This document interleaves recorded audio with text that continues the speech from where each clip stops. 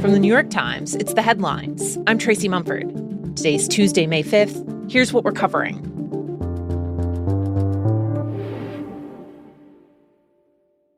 One day into President Trump's plan to get traffic moving through the Strait of Hormuz again, the U.S. military says it's been shooting down cruise missiles and drones fired at commercial ships by Iran. And it has launched strikes of its own, sinking 6 Iranian speedboats. The new attacks have shaken the temporary truce, and they've also added to the confusion and uncertainty for ships caught near the waterway.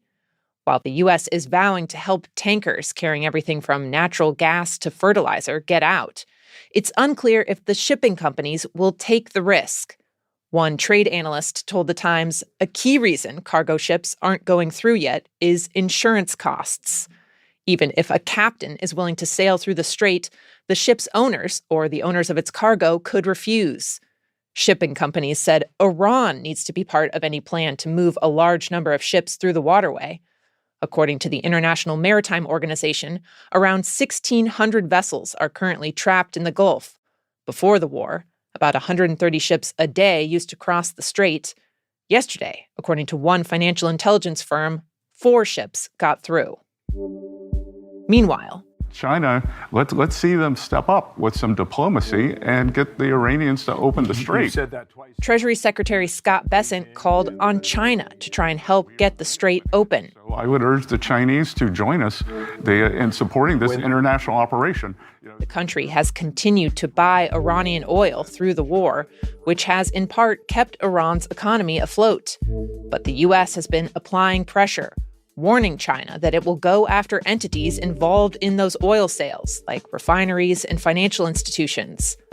So far, the Chinese government has avoided taking a strong position on the war. In Indiana today, voters will cast ballots in a state legislative primary.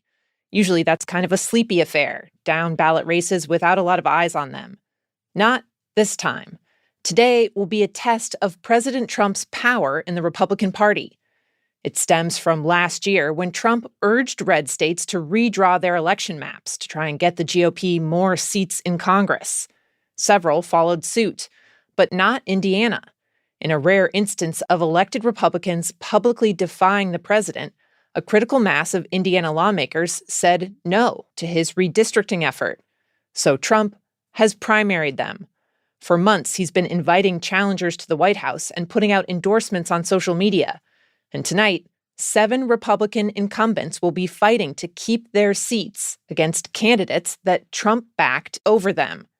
It will be one of several tests of the president's power this primary season.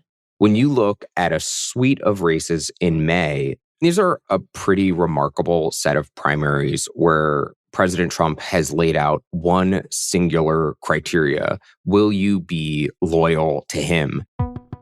And if you have crossed him before and not done his bidding, he wants you out and he wants people in, some of whom he has personally recruited, who he believes once in office will vote lockstep with him into the future. Times political correspondent Shane Goldmacher has more on what races to watch this primary season on today's episode of The Daily. And the Times will have coverage of the Indiana results as they come in tonight.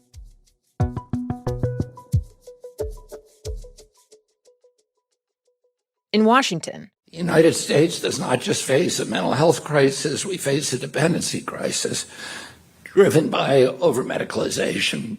Health Secretary Robert F. Kennedy Jr. announced a plan yesterday to rein in what he's called Americans' overuse of antidepressants. We will no longer treat them as the default. We will treat them as one option. Kennedy has narrowed in specifically on SSRIs, the most widely prescribed class of antidepressants.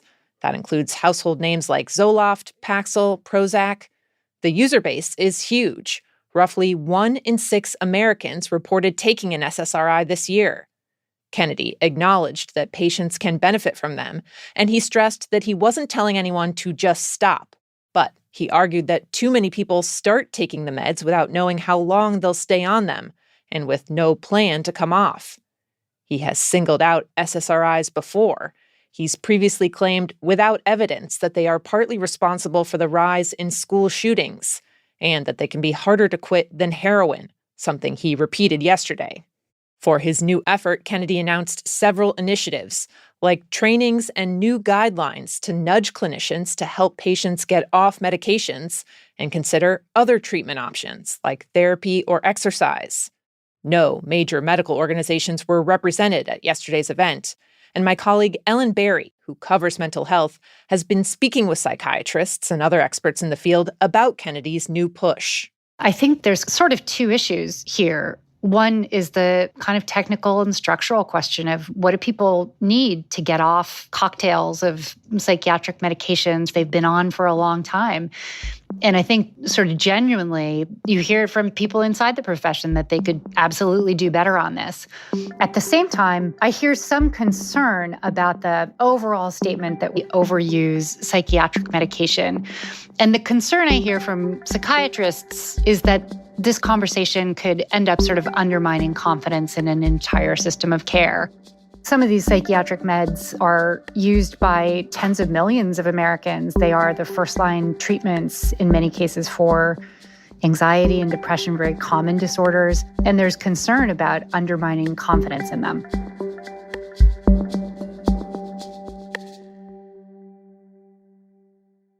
Health authorities are continuing to look into a possible hantavirus outbreak on a cruise ship in the Atlantic Ocean. 3 passengers have died after showing symptoms of the rare disease, and 3 others are sick. The ship, which had been heading from Argentina to the Canary Islands, is currently anchored off the coast of Cape Verde in West Africa, but passengers have not been given permission to disembark. Hantavirus is typically contracted when people come into contact with infected rodents or their droppings. Early symptoms can be like the flu. In severe instances, it can progress into lung or heart failure. It's rare for the disease to spread among people. A regional director for the World Health Organization said yesterday that the risk to the wider public remains low, saying, quote, "There is no need for panic or travel restrictions."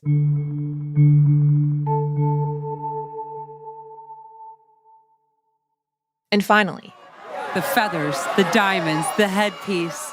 The Met Gala is often billed as the world's most exclusive party. Can you just look at the detailing in that dress? It is. And last night, it brought what has become its trademark mix of high fashion and heated controversy. The event, which raised a record amount of money for the museum's Costume Institute, was filled with sometimes eye-popping looks. Bad Bunny, for example, shocked people by showing up looking old, wrinkled, and gray, thanks to heavy costume makeup that he joked took 53 years to put on. Before the night got started, though, protesters had been calling out the event as a glaring symbol of wealth inequality. The gala's lead sponsors this year were Amazon founder Jeff Bezos and his wife Lauren Sanchez Bezos, which sparked a lot of backlash. One activist group went as far as putting bottles of fake urine around the museum, a reference to reports from some Amazon workers that they're not even given time for bathroom breaks. The group also projected giant slogans on buildings near Bezos' New York penthouse, including, "If you can buy the Met Gala, you can pay more taxes." Those are the headlines. I'm Tracy Mumford. We'll be back tomorrow.